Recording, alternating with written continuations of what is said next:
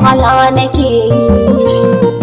Matar ubana zagi duka take yi, ta kawo da innar har mamman sai ta kushe ni.